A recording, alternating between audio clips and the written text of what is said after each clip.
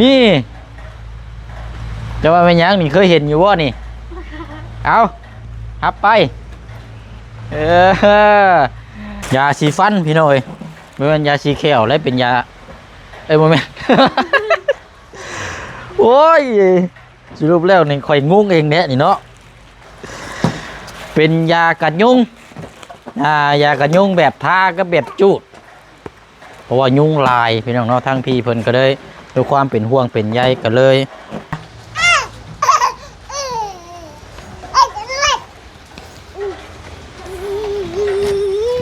แจ้งเพิ่มเติมน้ำเพราะว่ากับทางผู้ใหญ่ใจดีเนาะหรือว่าทางพี่ใจดีเพิ่นอยู่ทางฝั่งไทยแหละเพิ่นอยากให้มีตัวนี้ต่อกระเทิบมาเคลื่อนน้องอ่อนนะแต่ว่างบมันบ่พอพี่น้องอ๋อยคือบ่เชียงว่าที่นี่แหละมีอยู่ 3,000 บาทแต่ทั้ง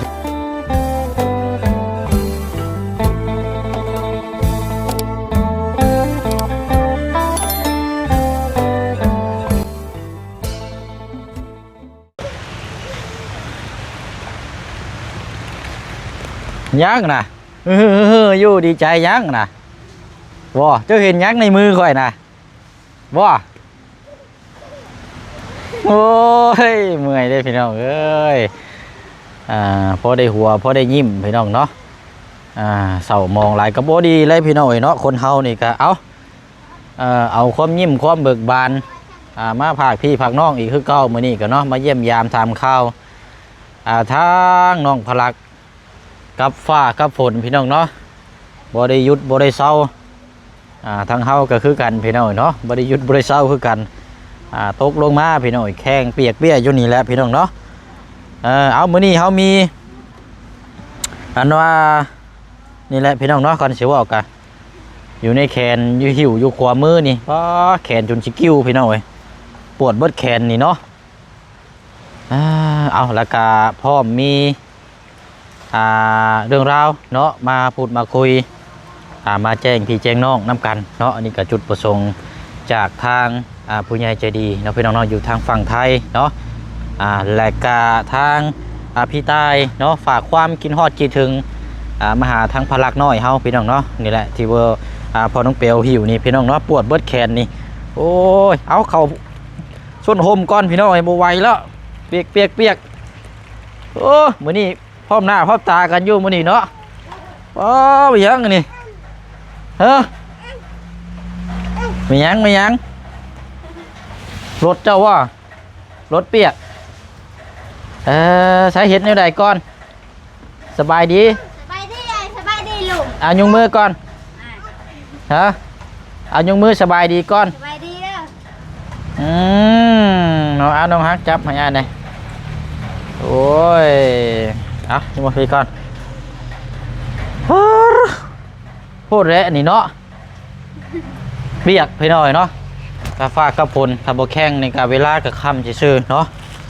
โอ้เบิ่งจักแม่นยังแม่นยาพี่น้องเนาะหูถุงยางนี่จนเดือนนิดเดียวกิ้ว นี่จะว่าเป็นยังนี่เคยเห็นอยู่ว่านี่เอาฮับไปพอดีไปซื้อเครื่องนี่แหละพี่น้องเนาะมาฝากมาต้อนก็ได้เห็นมาฟุ้งกับเจ้าตกแต่งก็ได้ขอลูกนึงเอามาให้เราเอาเดี๋ยวเบิ่งน้ำกันเนาะเอากราบสบายดีและสวัสดีพ่อแม่พี่น้องน้ำกันเบิดสุขุสุคนพี่น้องเนาะพบเจอกันอีกคือเก่าเนาะมื้อนี้ก็นี่แหละพี่น้อยมาหาทางพลักน้อยเนาะก็ทางพี่ใต้เนาะคนฝากเงินมาให้ทางบ่เชียงนี่ซื้อยาสีฟันพี่น้อยไม่เป็นยาสีแขวและเป็นยาโมเมนต์ โอ้ยสรุปแล้วนี่ข่อยงงเองเนี่ยนี่เนาะเพราะยาสีฟันแหละโมเมนต์ยาสีแขวว่าฉันเนาะโอ้เดี๋ยวพี่น้อง เป็นยากันยุงยากันยุงแบบทาก็แบบจูดเพราะว่ายุงลายพี่น้องเนาะทั้งพี่เพิ่นก็เลยด้วยความเป็นห่วงเป็นใยก็เลยให้ทางหมู่เชียงนี่ซื้อมาฝากเนาะพี่เพิ่นฝากเงินมาแล้วก็เรือนี่แหละพี่น้องซื้อนุ่มซื้ออย่างซื้อในยูนกินซื้อใส่กรอกมานำแล้วก็มีอายุเกิดนำเดี๋ยวจะให้ทางน้องทางปอดเนาะพี่น้องเนาะโอ้ยเอาอะไรพี่น้องเนาะแล้วก็เดี๋ยวเราพูดคุยน้ำกันอีกเพิ่มเติม ต่อตัวนี้ไปอีกน้ำเพราะว่านี่ทางผู้ใหญ่ใจดีเพิ่นก็โอ้เนาะเจ้าก็ได้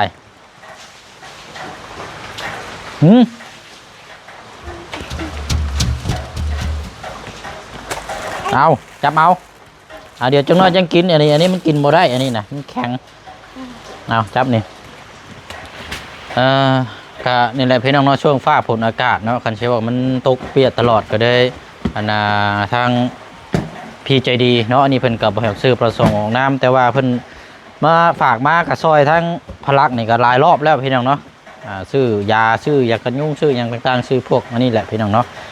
แต่ว่าเพิ่นความคิดทางพี่เพิ่นก็เลยเพิ่นอยากซอยทางนี้พี่น้องเนาะเดี๋ยวเขาคุยน้ำกันใช่เจืองอยู่ว่ามื้อนี้เอาหากมาตีให้เอายังมาใกล้ๆพี่มาใกล้ลูกพี่จังไรอันนี้เดี๋ยวอาบน้ำจังมานั่งคุยน้ำกันเนาะโอ้แสดงว่าหากมาทั้งสองหากมาฮอดโดยสบายดีโดยใช้น้องเสียงอยู่เทิงบ่โดยเอาไม่ค่ะไปขอมารอบเช้านั่นบ่ทันพี่น้อยเนาะโอ้สิดีใจแห้งเนาะได้ดินลูกโป่งครั้งแรกใช่ไหมจักอันนี้บ่ครั้งแรกในชีวิตที่ได้ดินลูกโป่งบ่เช่นก็คิดเห็นพอดีได้พี่น้อยยังได้หนึ่งยังบ่ทันได้สบายดีปลาลุงอยู่นี่สบายดีปลาลุงไงสบายดีปลาลุงทำมานี่ก่อนสบายดีปลาลุงนะใบดีก่อนใบดีปลาลุงไงใบดีปลาลุงสบายดีปลาลุงลืมแล้วบาดนี้ลืมแล้วมาเมื่อวานนี่เดี๋ยวยกไหวโอ้ยป้อมันยังตีมันยังคือปูแท้นี่นั่นตอนยุงกัดเลยยุงกัดเป็นแบบนี้แหละท่ากันยังคนนึกว่าเป็นพีนี่เป็นน้ำนองได้นี่นะเจ็บได้นี่นี่หาท่าตัวนี้มาแล้วอะไรนี่เนาะเต็มหมดเลยตีนเราพี่น้อยเนาะเอาสบายดีก่อนสบายดีปลาลุงไงสบายดีไหมสบายดีจังหน่อยมันสิแตกต่ำแล้วจะน้อยฮะจังหน่อยสิบ่ได้เล่นนะจะน้อยนี่เอาเบิ่งก่อนเอาอันนี้ยากันยุง4 กลับพี่น้อย1 2 3 4 3 4จุแล้วก็ตัวนี้1 2 3เอาไว้ท่านี่เด้อระวังเอาไว้สูงๆแล้วเดี๋ยวพอดักสกินได้เนาะเอาใส่ถุงไว้แบบนี้แล้วก็ตามมานี่นุ่มนมแดง4 แพ็คเนี่ยพี่น้อยนี่ตัวนี้บาทนี่ให้ยุ่งไอ้หนุ่มนี่มาเอาน้ำนี่ให้แม่เจ้าจี้ให้เด้อเย็นเป็นขนมเราคิดว่าขนมเอาดิ้นรถเอา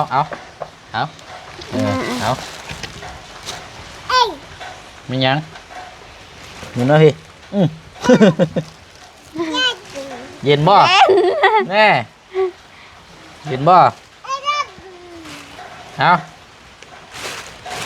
นี่เอาบัดนี้สุดท้ายเอาตัวนี้เดือนหนึ่งเอาไว้เห็นกันได้จังก่อนละนี่จับเอาอย่างเดียวจะกินได้บ่ได้เนาะแซงกล้วยยังเฉลี่ยเชียงเลยแซงกล้วยมานี่มาตรงแกเห็นไหมยับมานี่ยับมาจะเลี้ยนั่งcáiจอนkìaเด้อกินแล้วบ่เข้ามื้อนี่หักมือกินแล้วค่ะน่าจะป้อนน่ะเนาะอยู่กับน้องเชียงเนาะ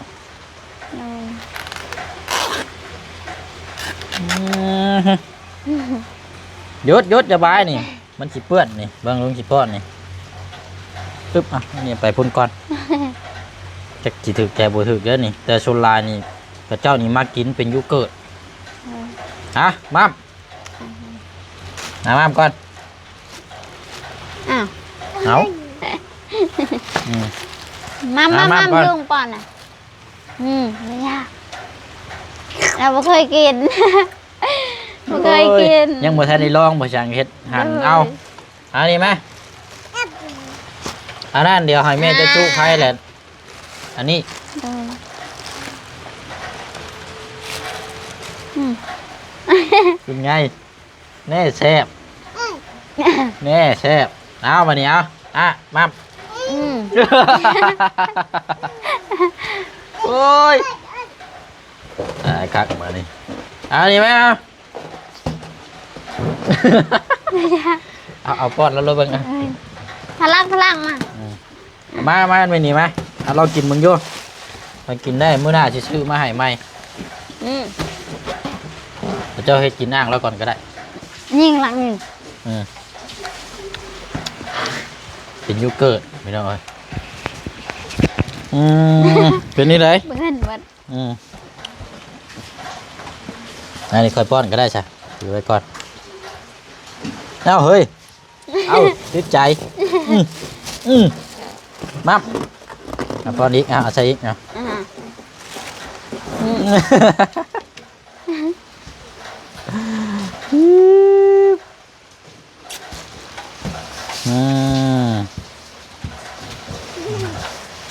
โอ้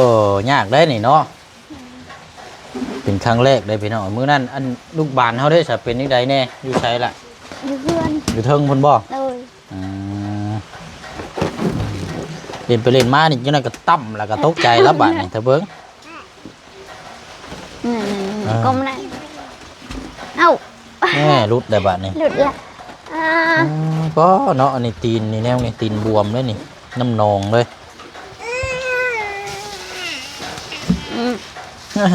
อยากได้เอามาเอาไว้ก่อนก็ได้เดี๋ยวมันสิขอบเอาไปกินรถนะมันสิลายเราบ่กินก็กินรถเด้อเอาอะไรพี่น้อยอันนี้ยังว่าถ้าในค่ำบันไดแล้วถ้าว่าค่ำจังน้อยนี่ยุงหลายยุงนี่แบบพึกๆเลยอันเชื่อกัน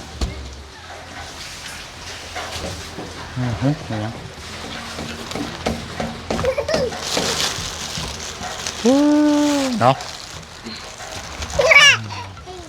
กินนมนี่เด้อสิได้สูงกินนี่เด้อนมจืดนี่นมงัวแดงพี่น้องเนาะ4แพ็คถือว่าสุดลายเขาเจ้าก็กินนมนี่แหละมาลุงบัดนี้มา สบายดี สบายดี กับใจลุงกับใจลุง ขอบใจ กับใจลุงอ่ะ บ่ขอบใจบ่ช่างโอ้ยยังบ่ทันได้ตื่นนอนบ่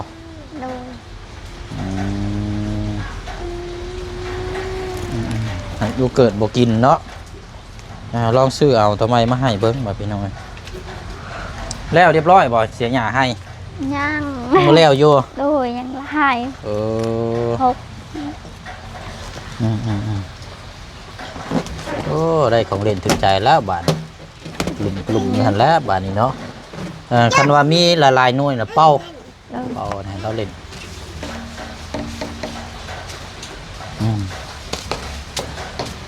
ลิ้นคนเดียวละ เป็นคนเดียวก็ม่วนเนาะ โดย ตัวนี้แล้วนี่บัดมันอันนั้นก็มันเย็นแล้วก็จังเอาไปย่างเด้อไปย่างแล้วก็มาให้รับกินใส่กรอกเนาะ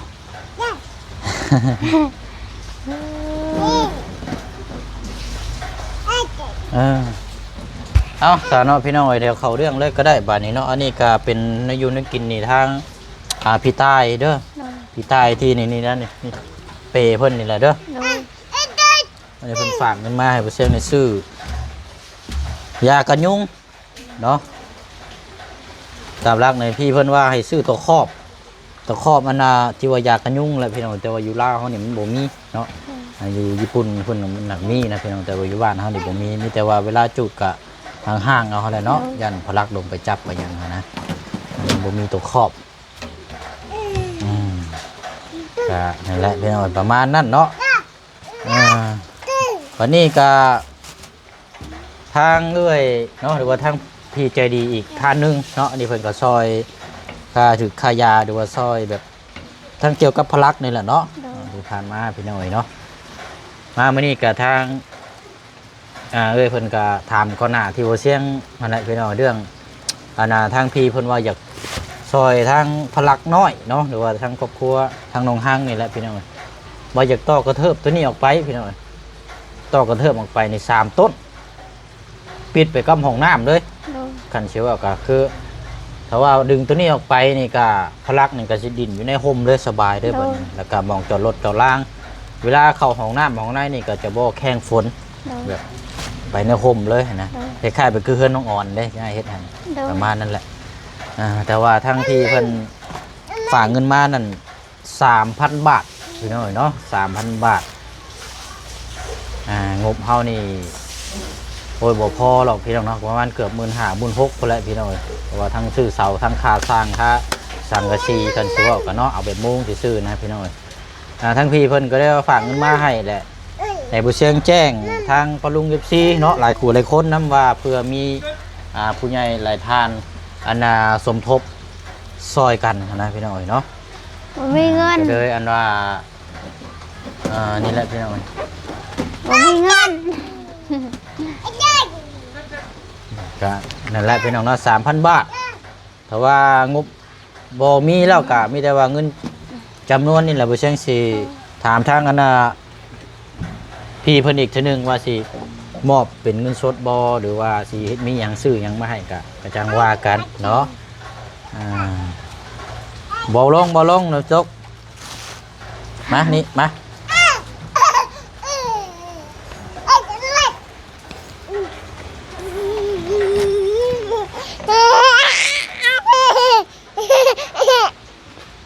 นะถึกใจแห้งแล้วบัดนี้เนาะ อ้าว โอ้ยไปจะเป็นเก็บปานั่น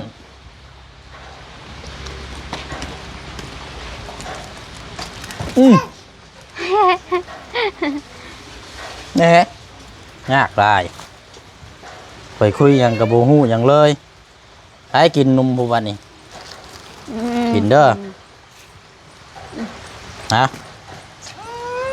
อยากกินนม กินนมบ่กินนมบ่แล้วกินแล้วบ่นม ย่าง น้ำบางก่อนใช้บ่พอเล่นกินก้อนนี้เอา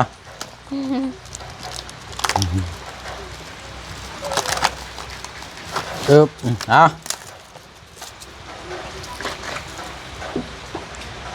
นี่จวดยิ้มไปเปื่อยไปกินเอ้ยมันสีเนี่ยเด้เอาดูมันเสียงมันจืดๆได้ตัวนี้มันบริคือนมหวานได้คันมามีเต้าก็เอาใส่เต้าเอาเด้อมันจะอันนี้ ชอบเยอะ นี่ไร เดี๋ยวใส่เสื้อมานั่งนี่จะหน่อยก็ได้น้องเด้อหนาวพี่น้องเนาะโอ้ยอากาศหนาว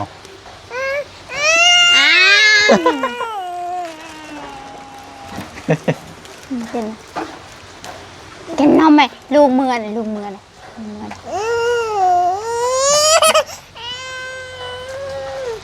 อะไร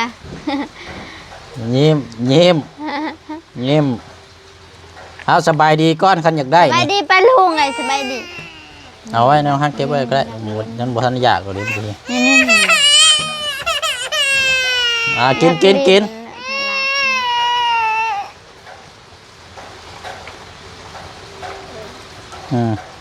อ้าวป้าลุงชื่อให้ลิ้นแบบนี้เอาตัวนี้แล้วเอาตัวนั้นให้แล้วเด็กเอา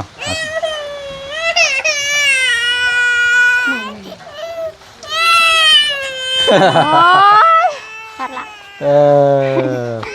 มีเงาแล้วบาดนี้พี่น้องนี่เอาลูกโป่งนี่เอาเป็นอันนี้พี่น้องโอ้โย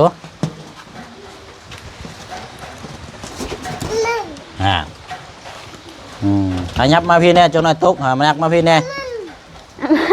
มั่มบ่ช้างบ่ได้แกะแหละบ่แกะคนน้าแม่พ่อมั่มเอ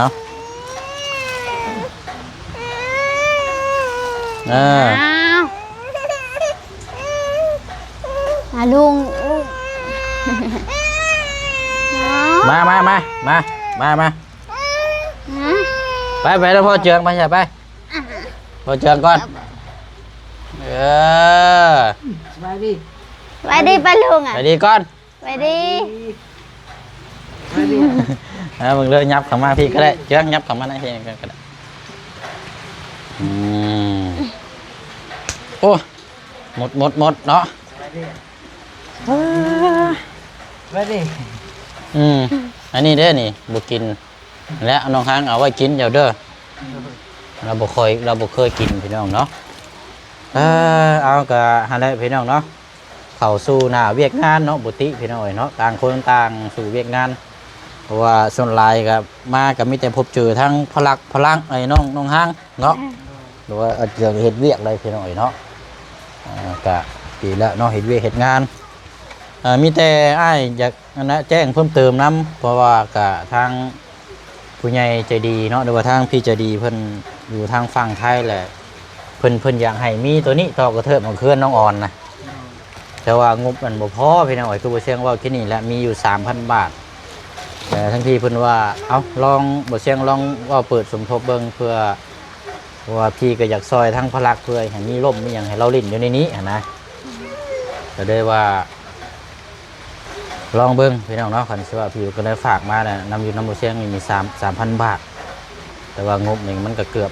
ประมาณ10,000 ปลายพอแล้วพี่น้องเนาะเพราะเฉพาะสังกะสีมันก็แพงอยู่แล้วเนาะมันก็พ่วงเติบอยู่นะพี่น้องชุดของครัวพอแล้วเนาะคันสิว่าก็ดึงในพุ่นกันค่าสร้างค่าอย่างแน่เนาะเอาก็ลองเบิ้งพี่น้องเนาะแต่ว่าพี่น้องเห็นดีน้ำเนาะอยากซอยทั้งครอบครัวทั้งน้องเพิ่มเติมอีกบ่เชิงกับชีรวบรวมเงินจำนวน 3,000 บาทนี่แหละพี่น้องเนาะถ้าว่าบ่มีแล้วก็แม้แต่ว่าบ่เชิงสิถามทางเอ้ยเพิ่นอีกเทื่อนึงเนาะเงินจำนวนนี้นี่ว่าสิซอยทางน้องหังเจืองนี่แบบใดต่อพี่น้องเนาะเพราะว่าทางตู้เย็นนี่ก็ยังบ่ได้มีนะพี่น้องเอ้ยเนาะก็จังว่ากันเนาะพี่น้องเนาะนี่ก็ ทั้งพี่เพิ่นมองเห็นทางคนน้อยนี่แหละเพราะว่าเห็นเราแล่นดินอยู่นี่น่ะฝนตกกันว่าต่อกระเทิบออกไปได้นี่ว่าสบายเลยนี่ โดย โล่งแล้วก็สามารถให้เราเล่นอยู่หันเลยแล้วก็มองจอดรถจอดล่างกับโล่งเข้าห้องน้ำห้องในกับโบเปียกโบยังอีกถือว่าเป็น เปื้อนตลอด ถือว่าเป็นมองที่พักพิงแบบว่าสะดวกสบายเนาะมันถือว่ากันเอากะอะไรพี่น้องเนาะก็จังว่ากันอันนี้ก็คือบุเชียงว่าอะไรขึ้นอยู่กับทั้งผู้ใหญ่ทั้งดิบที่เห็นน้ำเนาะ ได้ลื่นอ่ะ ไม่ยั้งเล่นแล้วก็เจ็บแล้ววันนี้ เจ็บ ตั้งเป็น โอ้ตั้งตีนบตีนนั่นนะโปตัวนี้ช่ำบ่ โดย ถึงยุงกัดตีนโป บ่ละเอียดที่ตก ยุงม่วงกับหัน บ่ยุงแถวตีนนี่เนาะพดึกอยู่ดิ แต่ละลิ้นมือแรง โมเมนต์อยากนอนแน่ประจักษ์นี่ตามโมเชียงเบิ่งนี่ อยากนอนแหละ เพราะว่าเล่นไปเส้นนี่อยากนอนแน่แท้นี่เนาะเนาะโอเคเอาพี่น้องเอ้ยเหมือนก่อนเอายังเรืออยู่100,000บ่ได้ซื้อเบิดเอาไว้ซื้ออยู่ซื้อกินแล้วว่าเติมน้ำมันชุ่มเจาะอันนี้เด้ออันนี้ก็ทางพี่ใต้พี่ที่เพิ่นฝากอันนี้แหละมาให้เนาะอยู่ประเทศเกาหลีพี่น้องแต่ว่าเป็นคนไทยเฮานี่แหละเนาะเอาน้องห้างอนุมือเอาก็ได้เด้อ ใจเด้อ โอเคเอาพี่น้องเอ้ยทางพี่เพิ่นฝากมาน่ะ 1,000 บาทเดี๋ยวเชียงชื่อจัดแจงเหลือไว้100,000กีบเอาไว้ติดกระโตนำบ่ได้ซื้อเบิดพี่น้องเอ้ยบัดนี้ก็ได้อีก 3,000 บาทก็อันทั้งพี่เพิ่นว่าให้เปิดสมทบตัวนี้เนาะอันนี้ก็ได้บ่ได้ก็ขึ้นอยู่น้ำพี่น้ำน้องน้ำผู้ใหญ่ที่มองเห็นทางครอบครัวน้องเพิ่นอีกคือเก่าเท่านั้นพี่น้องเอ้ยเนาะดูเนาะกินข้าวแล้วบ่ซุมเจ้า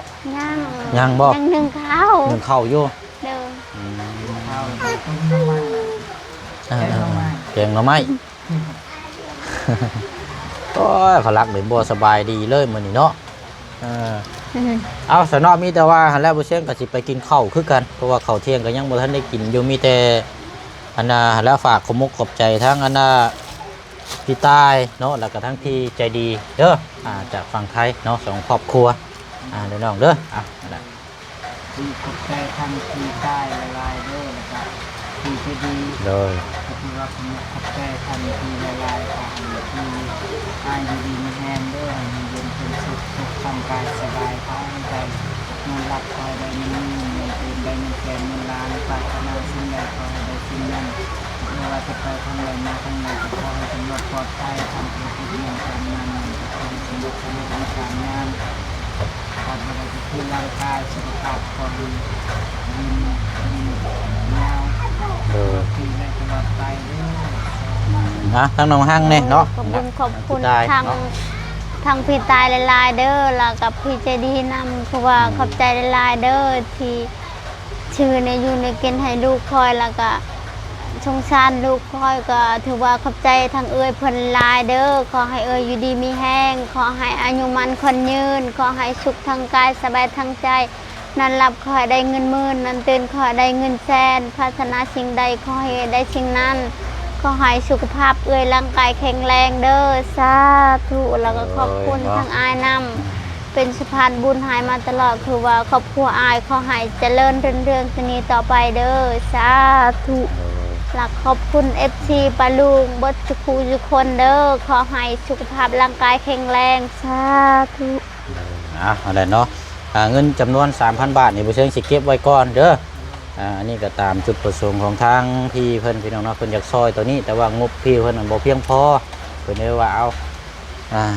ที่อยากซอยนะพี่น้องอยากซอยต่อกระเทิบหมอกแต่ว่าเงินบ่พอก็เพื่อมีผู้ใหญ่หลายท่านมองเห็นทางครอบครัวแล้วก็พอได้ซอยกันคนละเล็กคนละน้อยว่าซั่นพี่น้องเนาะเอาอันนี้ก็หั่นแหละพี่น้องเนาะขึ้นอยู่กับทางผู้ใหญ่ใจบุญหรือว่าทาง FC ปาลุงเห็นดีความชอบนํเนาะทางครอบครัวทางน้องๆเพิ่นนะพี่น้องเนาะมื้อนี้ก็มาเป็นสะพานบุญให้ทางพี่ตายเนาะกับพ่อมาแจ้งเพิ่มเติมน้ำกันนี่แหละพี่น้องเนาะมีแต่ว่าลำลาก่อนแล้วบัดนี้พี่น้องเนาะสุขทางกายสบายทางใจทางผู้ให้แล้วก็ทางผู้รับผู้เบิ่งผู้แย่งน้ำกันเบิดสุขุสุคนครับพี่น้องเนาะมีอย่างเพิ่มเติมจังใดก็จังมาว่ามาคุยมาแจ้งพี่จังน้องน้ำกันเนาะบ๊ายบายเด้อเนาะสบายดีพี่น้องสบายดีเนาะเจ้ามายังข่อยสิมือแหละเนาะนิ่มยังนี่มาฮึบอ้าวสบายดีก่อน สบายดีปะลูกสบายดี เลย1 2 3บ๊ายบาย บ๊ายบายอยู่เห็น บ๊ายบาย บ๊ายบายโอ้ยันนั่นล่ะ เนาะ เวลา เอาให้เอาติดเข้าแล้วก็เอาอย่างก็เอา จูขอบใจเด้อบ๊ายบาย บ๊ายบาย บายบายปะลูกบายบายบายปะลูกบาย เด้เก่งเลยเอ้ยเนาะคือแบบนี้เนาะฝนตกฟ้าดินลูกโป่งเด้อป้าบานนี้เดี๋ยวแล้วเอาไปแช่ชะน้ำแล้วไปจี้ให้เราเนาะใส่กรอกไปน้องเลยน้องฮังอันนั้นขอไม้นะโอ้นั่งจะมีกับมีหินเนาะโอ้อันนี้แหละเอาไว้ท่าเนาะเอาไว้สูงๆเด้อแต่กันยุงท่าใส่กระโตแข้งแล้วนี่แหละเราเล่นมันจังบกัดนะไปแล้วลุงสิไปเลยได้ไปแล้วลุงสิไปแล้วไปกินข้าวเด้อเอาเล่นเด้อฮะ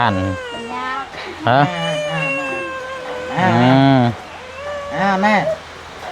ได้ไม่ยังบ้านนี่โอ้ยุงน้อยหินเนาะพี่น้องใส่แขนกินนี่โอเคไปก็เด้อบ้านนี้เราเดี๋ยวมาเยี่ยมยามไหมพอละเนาะอื่นพอละจังว่ากันป้าพี่น้อยเนาะจุดนี้แหละพี่น้อยจุดตัวนี้แหละที่ทางพี่เพิ่นอยากซอยเนาะแต่ว่าพี่เพิ่นก็กำลังทรัพย์บ่เพียงพอมีอยู่ 3,000 บาทพี่น้องเนาะก็เลยว่าอยากต่อกระเทิบมานี่ขั้นต่อก็แม่นผู้แลพี่น้อยเนาะเอาหลังคาสูงกว่าห้องน้ำพุ่นละแต่น้ำมันทะลักลงไปพุ่นเลยดึงมาพี่ใส่3 เสากวมอยู่นี่โอ้สบายเลยแหละพี่น้องเนาะป้าบัดนี้พี่น้องเนาะจังใดก็จังว่าจังคุยน้ำกันผลโบยุดโบเศร้าอะไรพี่น้องเนาะไปบ๊ายบายเลยพี่น้องเด้อนอนน้ำกันเบิดสุกุสุกคนสบายดี